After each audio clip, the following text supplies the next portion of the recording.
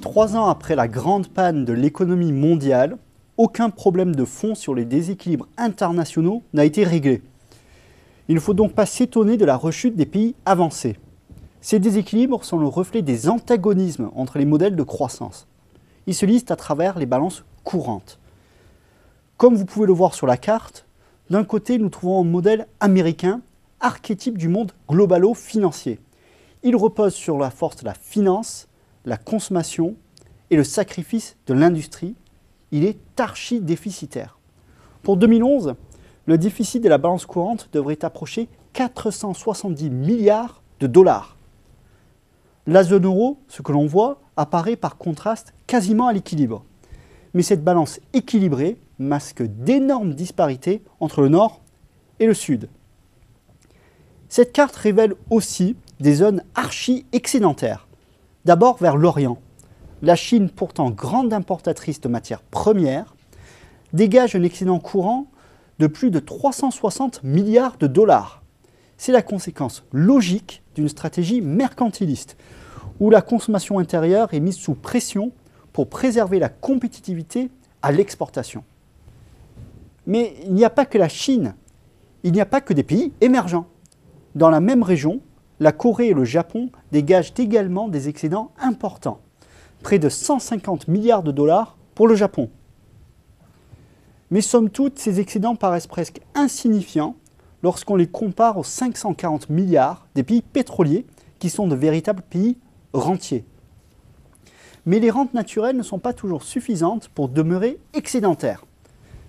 Ainsi, le Brésil, pourtant très gâté par la nature, présente un sol fortement déficitaire. C'est aussi le cas de l'Inde. Exporter des services ne permet pas d'équilibrer la balance courante. Le Brésil et l'Inde, deux pays qui ne partagent que peu de caractéristiques communes avec la Chine mercantiliste et la Russie rentière. Non, décidément, rassembler ces pays sous l'expression de BRICS ne signifie pas grand-chose en termes économiques. Le monde est parcouru de déséquilibres avec des zones excédentaires et d'autres zones qui sont déficitaires. Mais la somme mondiale des balances courantes est obligatoirement égale à 0, par définition. Schématiquement, la Chine et les pays rentiers financent le déficit américain. A contrario, le déficit américain est indispensable pour absorber les excédents. Pourtant, ce subtil équilibre est aujourd'hui menacé. La Chine n'a pas vocation à changer de modèle, elle veut continuer d'empiler les excédents. C'est peut-être en Europe que se joue la remise en cause de ce subtil équilibre. L'Europe, sous leadership allemand, veut transformer les déficits de la zone euro sud en excédents.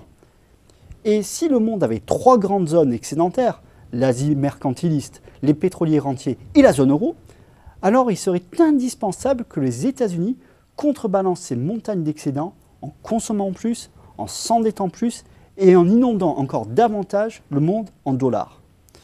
Dans ce monde globalisé aux interrelations folles, il suffirait que les États-Unis refusent d'être ce déficitaire en dernier ressort pour que la croissance mondiale plonge.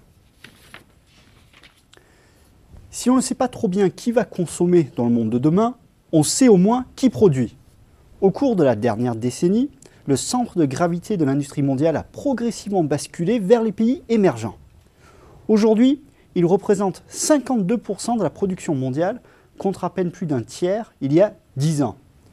Force est de constater que la manne industrielle n'a pas été équitablement répartie. D'un côté, on a les pays émergents d'Asie, emmenés par la Chine, dont la production a été multipliée par 3 depuis 2000. Ici, elle a autant réussi, c'est parce qu'elle a pris des parts de marché, pas seulement à l'Europe, de l'Ouest comme de l'Est, mais aussi et surtout à ses rivales latino-américaines. Une Amérique latine qui s'est relativement désindustrialisée au cours des dernières années. Le miracle économique du Brésil des années Lula, c'est avant tout le miracle de la flambée des cours des matières premières agricoles. Mais contrairement aux idées reçues, son industrie n'a que modestement décollé, tout comme celle d'ailleurs, de l'Afrique et du Moyen-Orient. L'avantage compétitif de la Chine est cependant de plus en plus fragile. Fragile parce qu'elle a beaucoup misé sur les biens de consommation qu'elle vendait de moins en moins cher à des consommateurs occidentaux toujours avides de prix plus bas. Mais cette stratégie est menacée à la fois par la flambée des salaires et par la flambée de l'inflation. Les autorités ne peuvent que céder sur les salaires pour acheter paix sociale et pour s'assurer aussi de la pérennité du régime. Le modèle chinois est fragile enfin parce qu'il a beaucoup misé sur une sous-évaluation de sa monnaie. Mais même là, la Chine doit céder. Petit à petit, le cours réel du yuan s'apprécie à la fois face au dollar, mais aussi face à l'euro. Le Made in China devient de moins en moins compétitif. Du reste, la Chine est en train de céder du terrain sur les produits d'entrée de gamme. Les donneurs d'ordre sont de plus en plus amenés à délocaliser de Chine les productions à faible valeur ajoutée. Pas en Europe bien sûr, encore moins en France, mais dans d'autres pays émergents comme l'Indonésie, le Vietnam ou le Bangladesh. La Chine doit désormais impérativement monter en gamme et modifier son modèle de compétitivité, mais sans renoncer à sa stratégie mercantiliste. Désormais moins compétitive sur les biens de consommation, elle s'est déjà tournée vers les biens d'équipement à plus forte valeur ajoutée, à plus haute technologie. Et pour trouver l'inspiration, elle n'a pas besoin d'aller chercher bien loin, puisque le Japon puis la Corée du Sud ont déjà suivi ce chemin stratégique. Prenons l'exemple de la Corée. En 1960, c'est une économie à peine émergente. Elle produisait surtout des babioles et de la sous-traitance pour l'industrie américaine. Sa véritable industrie se limitait à des produits intermédiaires comme l'acier. De proche en proche, elle a réussi sa percée dans la construction navale, au point d'en devenir l'un des leaders mondiaux. Et malgré des crises violentes, son évolution s'est prolongée vers des activités plus sophistiquées. Dans l'automobile, ce qui n'était au départ que de pâles copies de voitures japonaises ou occidentales sont devenus des références de fiabilité dans le monde. Et dans l'électronique, la Corée est passée en quelques décennies des gadgets aux produits innovants. Une anecdote significative, le fabricant Lucky Goldstar est devenu le géant que l'on connaît sous le nom LG Electronics. Et un Samsung, par exemple, concurrence désormais frontalement Apple. Et même dans le nucléaire, la Corée s'est désormais imposée comme un fournisseur de premier rang. Au fond, si on doit illustrer ce qu'est une stratégie réussie de monter en gamme, il suffit de faire le parallèle entre la Corée du Sud et la France. Prenons le cas du marché des microprocesseurs, où un Samsung domine largement le fleuron franco-italien ST Microelectronics. Prenons le cas de l'automobile. Un Hyundai Kia n'a de cesse de grappiller des parts de marché, alors qu'en France, un Renault patine.